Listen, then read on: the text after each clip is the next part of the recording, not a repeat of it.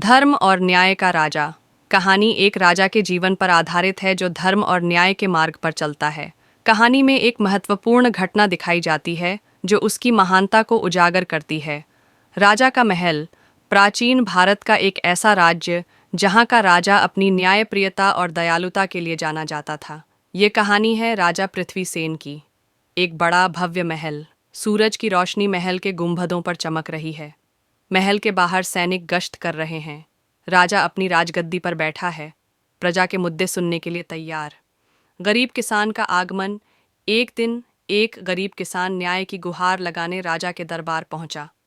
किसान: महाराज, मेरी जमीन पर जमींदार ने जबरन कब्जा कर लिया है। मेरी बात कोई नहीं सुनता। आप ही मेरी आखिरी उम्मीद हैं। राजा: चिंता मत करो, तुम्हें न्याय मिलेगा। मैं खुद इसकी जांच करूंगा। एक गरीब किसान फटे कपड़ों में दरबार में झुका हुआ। राजा गंभीरता से किसान की बात सुनते हुए। दरबार के मंत्री और सैनिक भी ध्यान से देख रहे हैं। राजा ने स्वयं गांव जाकर मामले की जांच करने का निर्णय लिया। राजा सादा कपड़ों में गांव पहुंचता है। गांव का दृश्य, मिट्टी के घर, खेत और किसान। राजा छुपकर जमींदार की बातचीत सुनता है। सच्चाई जानने के बाद राजा ने दरबार में न्याय किया। राजा: जमींदार, तुमने गरीबों पर अत्याचार किया है।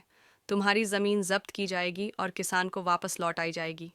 किसान: धन्यवाद महाराज, आपका न्याय अमर रहे। राजा गुस्से में जमींदार को सजा सुनाते हुए।